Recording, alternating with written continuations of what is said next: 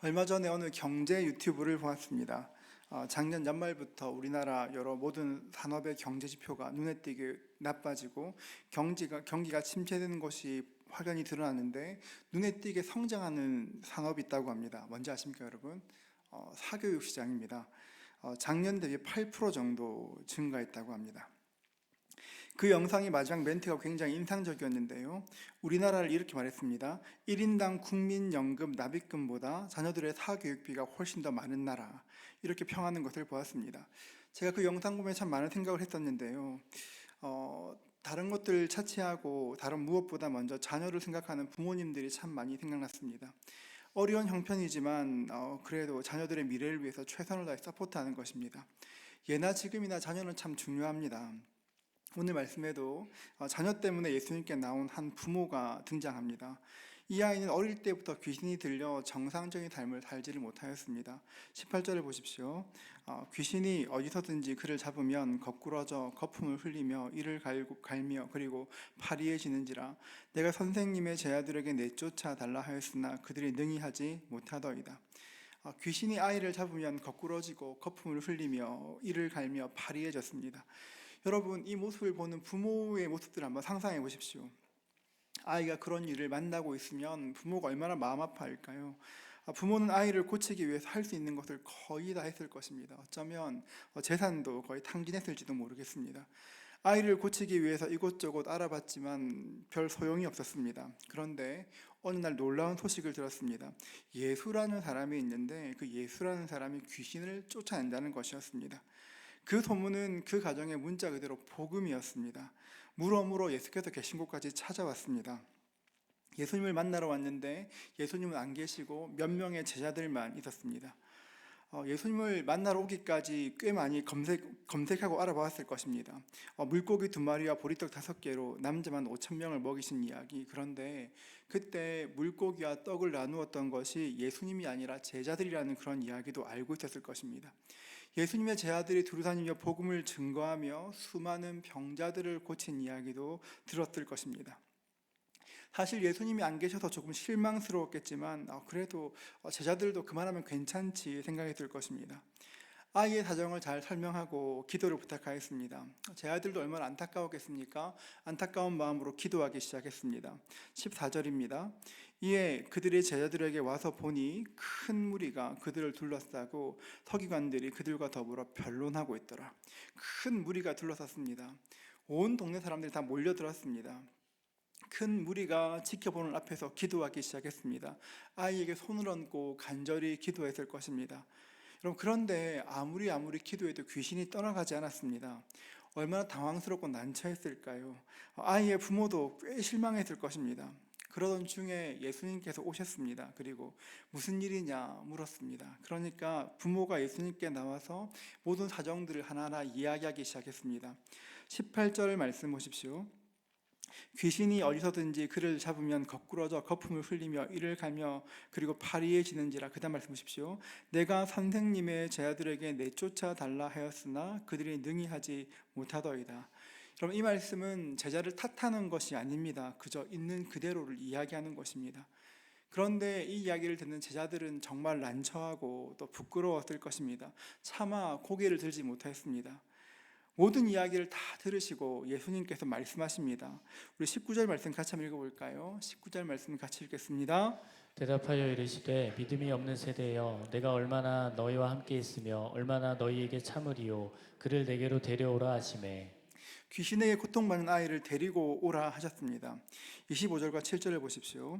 예수께서 무리가 달려와 모이는 것을 보시고 그 더러운 귀신을 꾸짖어 이르시되 말 못하고 못 듣는 귀신아 내가 내게 명하노니 그 아이에게서 나오고 다시 들어가지 말라 하시매 귀신이 소리 지르며 아이로 심히 경련을 일으키게 하고 나가니 그 아이가 죽은 것 같이 되어 많은 사람이 말하기를 죽었다 하나 예수께서 그 손을 잡아 일으키시니 이에 일어서니라.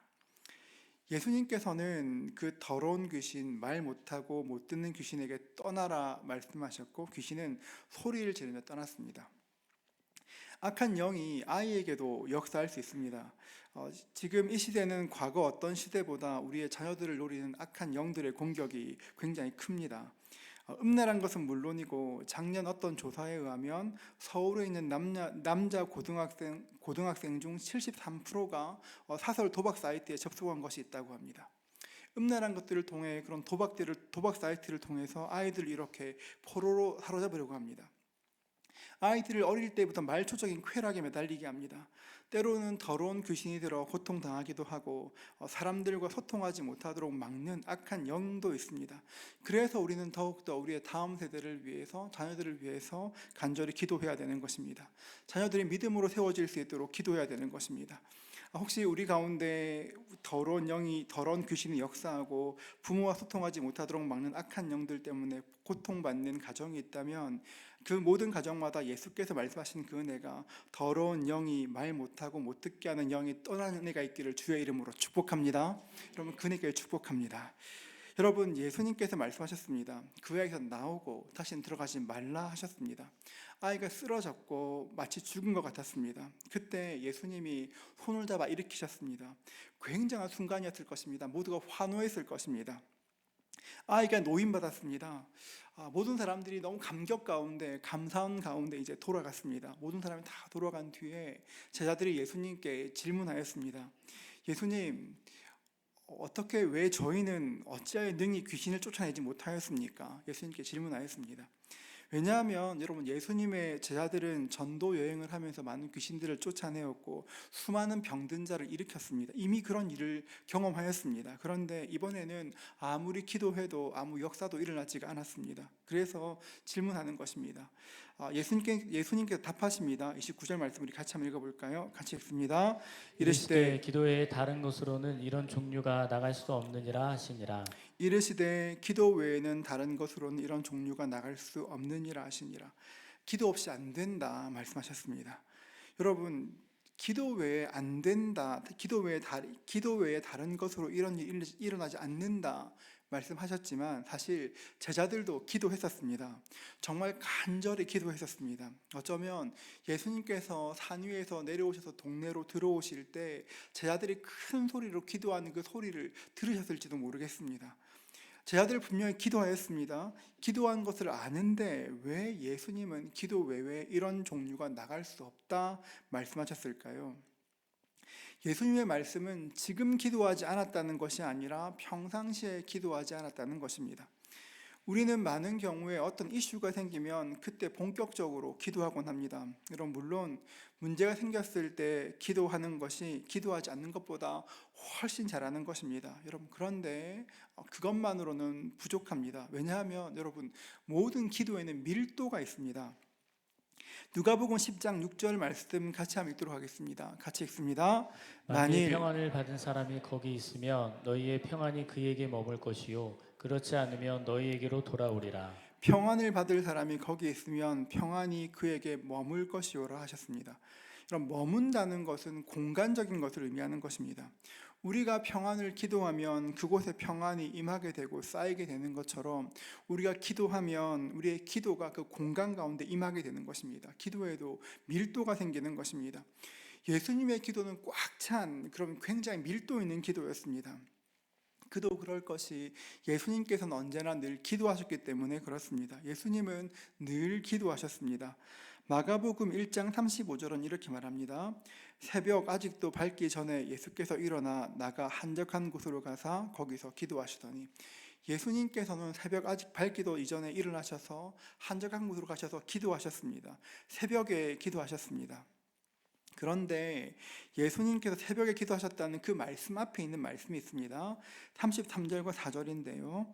온 동네가 그 문 앞에 모였더라. 예수께서 각종 병이 든 많은 사람을 고치시며 많은 귀신을 내쫓으시되 귀신이 자기를 알므로 그 말하는 것을 허락하지 아니하시니라. 예수님은 하루 종일 병이 든 사람들을 고치시고 귀신을 내쫓으셨습니다. 우리는 이런 말씀을 읽으면 예수님 하나님의 아들이시니까 그거 너무 쉬운 일이지 당연하지 생각할 수 있지만 여러분 그렇지 않습니다. 성경을 보시면 병을 고치는 예수는 하나님의 아들 예수가 아니라 인간 예수입니다. 예수님께서 병을 고치실 때 하나님의 아들이라 그냥 능력을 쓰신 것이 아닙니다. 누가복음 5장 17절은 이렇게 말합니다. 보십시오. 하루는 가르치실 때에 갈릴리의 각 마을과 유대와 예루살렘에서 온 바리새인과 율법 교사들이 앉았는데, 우리 그 다음 같이 읽어볼까요? 병을 고치는 주의 능력이 예수와 함께하더라. 그냥 하나님의 아들이라 손만 대면 병이 나은 것이 아니라 병을 고치는 능력이 예수와 함께 하셨다고 말씀하십니다. 요한복음 3장 34절은 이렇게 말합니다. 하나님이 보내신 이는 하나님의 말씀을 하나니, 그 다음 같이 읽어볼까요? 이는 하나님이 성령을 한량없이 주심이니라. 이는 하나님의 성령을 한량없이 주시니라. 그러니까 이 말씀들에서 볼 수 있는 것처럼 예수님께서 이 땅에 계시는 동안 하나님의 아들 예수로 병을 고치신 것이 아니라 인간 예수로 성령님의 능력을 힘입어 병자들을 고치신 것입니다. 여러분, 이 땅에 계시는 동안 우리와 같은 몸을 입으셨습니다. 예수님께서 우리와 같은 인간이셨기 때문에 병자들을 고칠 때, 귀신을 내쫓을 때 굉장히 많은 에너지를 사용하셔야 됐을 것입니다. 여러분, 영적인 일들은 참 많은 에너지를 소모합니다. 여러분, 이런 사역을 감당하시면, 귀신을 쫓으시고 병자를 고치는 일을 하시면 진짜 피곤하셨을 것입니다. 그런데 예수님은 그 피곤한 몸을 이끌고 새벽 이른 아침에 한적한 곳으로 기도의 자리로 나아가셔서 주님께서는 기도하셨습니다. 기도는 예수님께 거룩한 습관이었습니다. 아침마다 홀로 드리는 그 기도를 통해 예수님도 기도를 쌓아가셨습니다. 평소에 기도하는 사람들은 문제가 생겼을 때 당황치 않고 늘 기도하는 것처럼 기도합니다. 예수님도 그러셨습니다. 누가복음 22장 39절인데요. 예수께서 나가사 습관을 따라 감람산에 가심에 제 아들도 따라갔더니, 여러분, 누가복음 22장 말씀은 예수님께서 잡히시기 전날 밤 감람산에서 기도하셨던 것들을 기록한 말씀입니다. 예수님은 이제 이 밤이 지나고 나면 잡힐 것이고 십자가를 져야 된다는 것 알고 계셨습니다. 채찍에 맞을 것도 알고 계셨고 몸이 피투성이가 될 만큼 이 고통 나는 것도 아셨습니다. 여러분, 이거 미리 안다는 거 굉장히 두렵고 무서운 것입니다. 주기철 목사님께서 신사참배를 반대하시다가 고진 옥고를 치르셨습니다. 1944년 순교하시기 전에 잠깐 이렇게 가석방되었을 때였습니다. 오랜만에 집에 오셔서 식사를 하고 계신데 일본 순사들이 찾아왔습니다. 여러분, 목사님은 한 번도 모진 옥고를 치르시는 동안도 단 한 번도 신사 앞에 절하지 않고 꼿꼿하게 견디셨습니다. 그런데 식사하시는데 일본 순사들이 찾아왔습니다. 근데 그것을 보고는 집에 기둥을 붙들고 나는 못 간다 우셨다고 합니다. 옥고가 얼마나 괴로운 줄 아니까 그렇게 하신 것입니다. 예수님도 마찬가지입니다. 이제 잡혀가면 얼마나 모진 고통을 당하실지, 얼마나 십자가 고통스러울지 아셨습니다. 정말 두려웠지만 늘 기도하셨기 때문에 가장 기도가 필요한 그 순간에 예수님은 기도하실 수 있었던 것입니다. 습관을 따라 기도하실 수 있었고 어느 때보다 간절하게 기도함으로 그 일들을 감당하신 것입니다. 우리가 기억해야 될 것이 있습니다. 우리의 대적, 우리의 원수 마귀는 언제나 예고 없이 공격합니다. 우리는 영적 전쟁의 한가운데 있습니다. 베드로전서 5장 8절은 이렇게 말합니다. 근신하라 깨어라 너희 대적 마귀가 우는 사자같이 두루다니며 삼킬 자를 찾나니. 베드로가 마귀를 어떻게 표현합니까? 너희 대적 마귀라고 말합니다. 마귀는 우리의 대적입니다. 마귀는 우리를 넘어뜨리기 위해서 길을 쓰고 다닙니다. 그렇기 때문에 우리에게는 영적인 긴장이 있어야 합니다. 넘어지는 것은 한순간입니다. 왜냐하면 마귀가 우리의 약점을 기가 막히게 합니다. 귀신이니까 귀신처럼 약점을 합니다. 여러분, 1살 아이가 죄를 짓는 것이 쉬울까요? 40살 된 사람이 죄 짓기가 쉬울까요? 어려우세요? 다시 물어볼게요, 여러분. 1살 아이가 죄 짓기 쉬울까요? 40살 된 사람이 죄 짓기 쉬울까요? 훨씬 쉽습니다. 왜 그럴까요? 40살 된 사람은 죄가 뭔지 알기 때문에 그렇습니다. 죄에 대한 수많은 유혹이 있습니다. 그런데 1살 먹은 아이는 죄가 뭔지를 잘 모릅니다.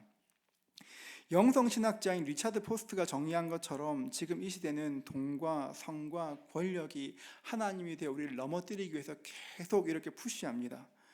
여러분, 그런데 나이가 많은 사람에게 돈으로, 성으로, 권력으로 푸시하고 이렇게 푸시하면 넘어지기 쉽습니다. 그런데 1살짜리 아이는 아무리 돈을 다발채 주고 어떤 성적인 것이 있고 권력이 있어도 넘어지지 않습니다. 유혹받지 않습니다. 그러니까 죄를 짓지 않는 것이죠.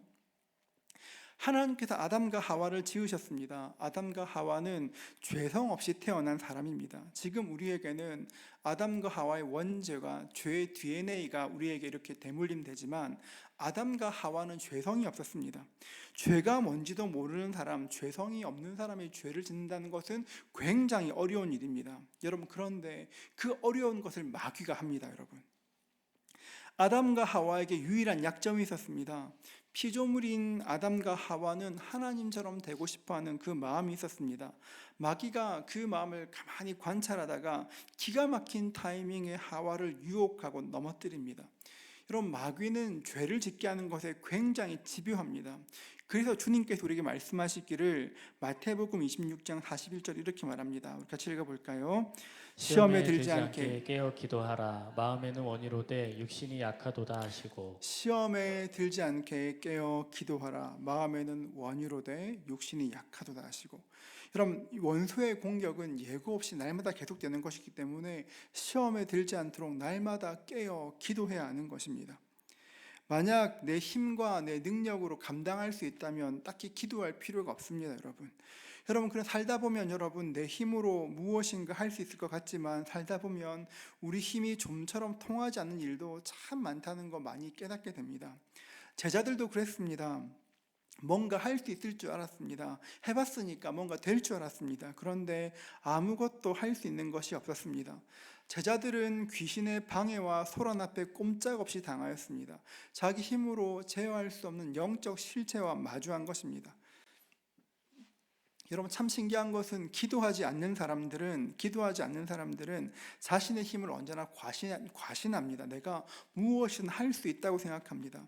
기도하지 않는 사람은 기도할 필요성을 느끼지 못하기 때문에 기도하지 않습니다. 지금 자신이 살고 있는 삶의 현장이 얼마나 심각한지 그 실상을 모르기 때문에 기도하지 않는 것입니다. 여러분, 그런데 영적인 실체와 마주하게 되면 소스라치게 놀라게 되는 것입니다. 자신의 무력함을 절감하게 됩니다.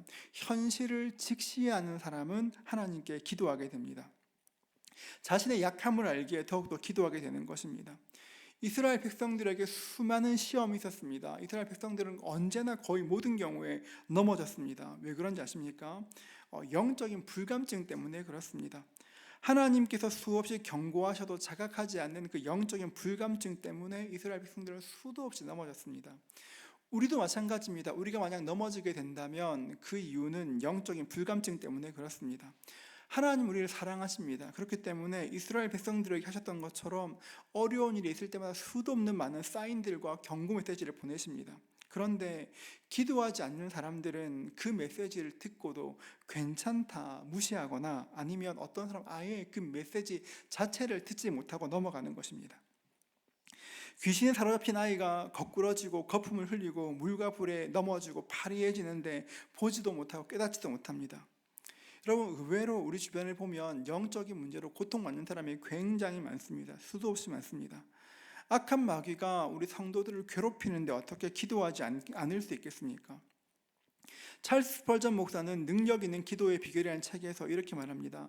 짧지만 강력한 기도를 하기 위해서는 오랜 기도가 쌓여야 한다, 이렇게 이야기했습니다. 여러분, 이 말씀들을 기억하십시오. 여러분, 우리는 기도를 쌓아가야 하는 것입니다. 어떤 사람들은 정말 짧게 기도하는데 여러분, 같이 기도할 때 그분이 기도하시면 그 기도가 하늘에 닿는 것 같은 그럴 때가 있습니다. 기도할 때 그분이 기도하시면 하나님의 보좌에 올라가는 것만 같습니다. 20세기 가장 강력한 치유사역자였던 존 G. 레이크 목사님의 전기가 있습니다. 그 전기에 보면 서문에 이런 글이 있는데요, 이렇게 말합니다. 존 G. 레이크 목사가 기도할 때면 그 순간 하늘이 땅 위에 펼쳐진 것 같았다. 저는 이 책에서 이 말을 읽고 얼마나 상상하고 또 상상했는지 모릅니다. 어떻게 하면 기도할 때 하늘이 땅 위에 펼쳐진 것 같을까? 얼마나 기도해야 어떻게 주님을 알아야 내가 기도할 때 하늘이 땅에 임하는 것 같을까? 정말 많이 이렇게 궁금해하며 기도했었습니다. 존 G. 레이크 목사는 기도에 헌신한 사람이었습니다. 다른 어떤 누구보다 기도에 헌신하기를 원했습니다. 오랫동안 기도가 축적되어 있는 사람은 소리치지 않아도 응답됩니다. 여러분, 기도의 능력은 소리와 비례하지 않습니다. 내가 소리를 지른다고 기도가 응답되는 것이 아닙니다. 우리가 실패하는 이유는 기도하지 않기 때문에 실패하는 것이 아니라 지속적으로 기도하지 않기 때문에 넘어지고 쓰러지게 되는 것입니다. 꾸준히 기도하는 것이 실력입니다. 한 번 순종해서 끝나는 것이 아니라 꾸준히 날마다 나 자신을 쳐서 복종시키며 주 앞에 나아가야 하는 것입니다. 여러분, 그렇게 기도하기를 힘쓸 때 어느 순간 진가가 드러나는 것입니다. 여러분, 왜 우리가 기도해야 합니까? 기도하지 않고는 세상을 이길 수 없기 때문에 그렇습니다. 기도는 사역이 아니라 삶입니다. 여러분, 기도는 굉장히 공동체적입니다. 우리가 지금 개인으로 기도하지만 우리의 기도는 굉장히 공동체적입니다. 19절 말씀 보십시오. 이렇게 말합니다. 함께 읽겠습니다. 대답하여 이르시되 믿음이 없는 세대여 내가 얼마나 너희와 함께 있으며 얼마나 너희에게 참으리요 그를 내게로 데려오라 하시매. 예수님께서는 지금 제자들이 물었는데 제자들에게 믿음이 없다 말하지 않으셨습니다. 어떻게 말씀하십니까? 믿음이 없는 세대여 이렇게 말씀하십니다. 여러분, 기도는 굉장히 공동체적인 것입니다. 이번 주부터 16주 동안 함께하는 공동체 기도가 시작되었습니다. 벌써 많은 분들이 목사님 기도 책이 너무 두꺼워가지고 기도를 못하겠어요. 이런 분 너무 많으시죠, 여러분. 목사님 2시간 반은 걸린다던데 과대광고 아닙니까? 이렇게 얘기하는데 저도 기도해보니까 2시간 넘게 걸려서 참 놀랐습니다만, 여러분, 우리가 16주 동안 함께 힘을 합해서 기도한 이유가 무엇이겠습니까? 기도하지 않고는 세상을 이길 수 없기 때문에 기도하는 것입니다. 여러분, 공동체가 함께 기도할 때 기도의 능력이 임하게 됩니다. 함께 기도할 때 함께 응답을 보게 되는 것입니다. 우리가 함께 기도할 때 기도의 밀도가 생깁니다. 우리가 함께 기도할 때 우리가 드렸던 기도의 흔적들이 남게 될 것입니다. 그리고 그 흔적들은 응답으로, 기적으로 이어지게 될 것입니다. 그렇기 때문에 하나님께 기도해야 되는 것입니다. 지난 여름 마중물 기도회로 기도하면서 하나님께서 큰 내시기를 간절히 기도하였습니다. 많은 응답을 경험하였습니다. 지난 가을 특세 때 함께 기도하며 또 많은 응답들을 경험하였습니다. 우리의 봄학기 공동체 기도 16주 기도에도 주님께서 응답하실 것입니다. 여러분, 주님께서는 단순히 응답하시겠다 이렇게 말씀하신 것이 아닙니다. 23절을 보십시오. 23절 같이 읽어볼까요? 예수께서 이르시되 할 수 있거든이 무슨 말이냐 믿는 자에게는 능히 하지 못할 일이 없느니라 하시니. 믿는 자에게는 하지 못할 일이 없다 하셨습니다. 저는 이 말이 우리 가슴에 새겨질 수 있기를 축복합니다. 믿는 자에게 능치 못함이 없습니다. 여러분, 그런데 우리가 자주 실수하는 것이 이 말씀과 우리의 믿음의 강도를 연결지어 생각합니다. 내 믿음이 강해야, 굉장히 세야 기도가 응답된다고 생각합니다. 여러분, 그런데 믿음에서 중요한 것은 강도, 내가 얼마나 굳게 믿는가 하는 것이 아니라 믿음의 대상이 훨씬 중요합니다. 여러분, 앞에 한 의자가 있습니다. 근데 곧 부서질 것 같은 굉장히 낡은 의자입니다. 그 의자를 보고 거기 앉으면 안 돼 말하는데, 아니야, 나는 이 의자 튼튼하다고 믿어 이렇게 말하고 앉으면 어떻게 될까요? 그 굳센 믿음으로 병원 가야 될 겁니다. 여러분, 그 굳센 믿음의 강도가 우리를 지켜주는 것이 아니라 내가 무엇을 믿고 있는가, 누구를 믿고 있는가 하는 것이 훨씬 더 중요한 것입니다. 믿는 자에게 능치 못할 일이 없다, 이 말씀은 우리의 기도의 우격다짐을 말하는 것이 아닙니다. 하나님, 제가 기도하는 대로 다 응답하셔야 됩니다. 주님, 제 뜻을 이루셔야 됩니다 하는 것이 아닙니다. 여러분, 우리가 하나님께 그렇게 기도하면 여러분 그렇게 응답될 때도 있지만 많은 경우에 유익되지 않습니다.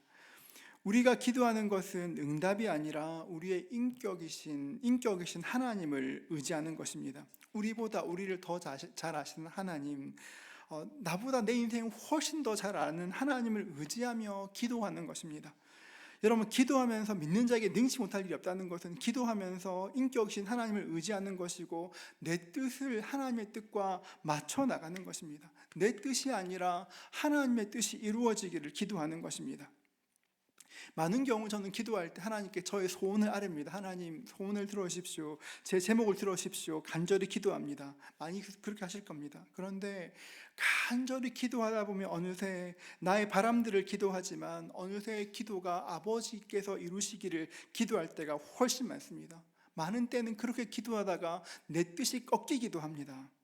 그러나 분명한 것은 기도하는 중에 하나님의 뜻이 이루어질 것이고 생각지 못할 일이 이루어진다는 것입니다.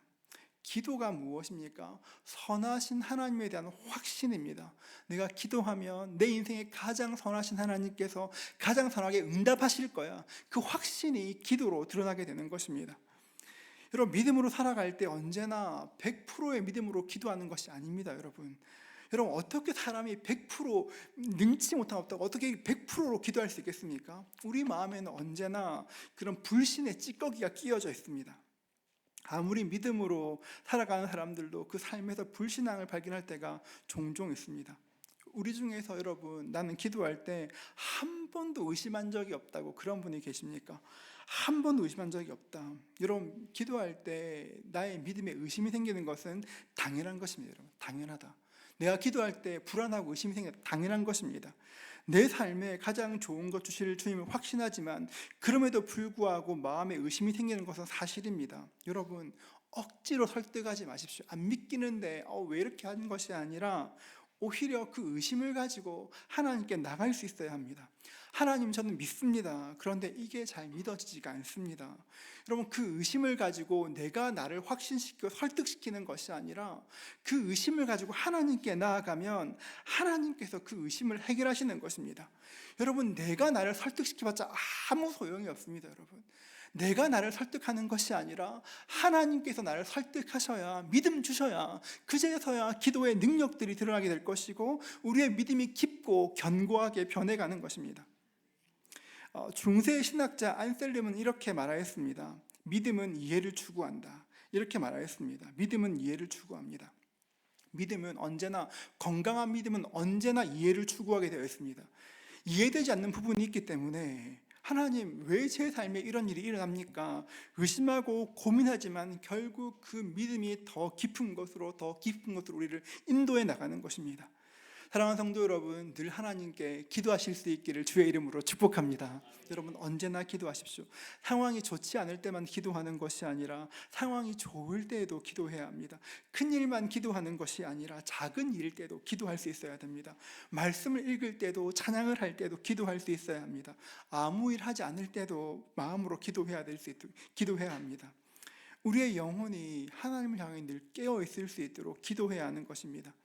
평소에 기도하는 것은 사탄을 결박하기 위해서 미리 공격하는 것입니다. 늘 기도하신 주님은 악한 마귀의 공격을 언제나 이기셨습니다. 여러분, 시대를 읽으십시오. 영적으로 혼미한 시대가 폭풍처럼 몰아치고 있습니다. 지금 점점 더 강한 그런 혼미한 바람이 불어올 것입니다. 지금보다 훨씬 캄캄한 영적인 밤이, 미혹의 밤이 반드시 올 것입니다. 그런데 그 밤을 지날 때 기도로 등불을 밝히는 그 사람은 길을 잃지 않을 것입니다. 그 캄캄한 폭풍이 몰아칠 때 기도의 등불을 들고 있는 사람은 그럼에도 불구하고 앞으로 전진해 나갈 수 있을 것입니다. 여러분, 더욱더 기도해야 되는 것입니다. 여러분, 16시간 동안 많은 분들 기도로 헌신하셨는데요, 쉽지 않을 겁니다. 여러분, 지금은 어떻게 2시간을 기도해, 잘라서 기도해야지 하십시오. 괜찮습니다. 여러분. 그런데 여러분, 내가 성도를 위해 기도하는 것을 사명으로 삼아야 합니다. 나 사명으로 삼아야 해. 사명으로 삼아야 합니다. 캄캄한 밤이 오기 전에 여러분이 지금 내 손에 등불이 있지, 그 사실을 인식해야 되는 것입니다. 그럴 때 주님께서 도우실 것입니다. 예수께서 말씀하셨습니다. 기도 외에 다른 어떤 것으로도 이런 종류가 나갈 수 없다 하셨습니다. 저는 그 말씀을 믿습니다. 우리가 기도할 때 모든 더러운 귀신이 떠나갈 것입니다. 우리가 기도할 때 문제들이 풀릴 것입니다. 우리가 기도할 때 막혔던 소통이 시작될 것입니다. 우리가 기도할 때 우리의 생업의 터전에 주님께서 역사하실 것입니다. 여러분, 믿음으로 함께 기도할 때 주님의 일이 일어나는 것입니다. 우리 주님 어떤 분이십니까? 내가 기도하는 것보다 훨씬 더 크게 놀랍게 역사하시는 분이십니다.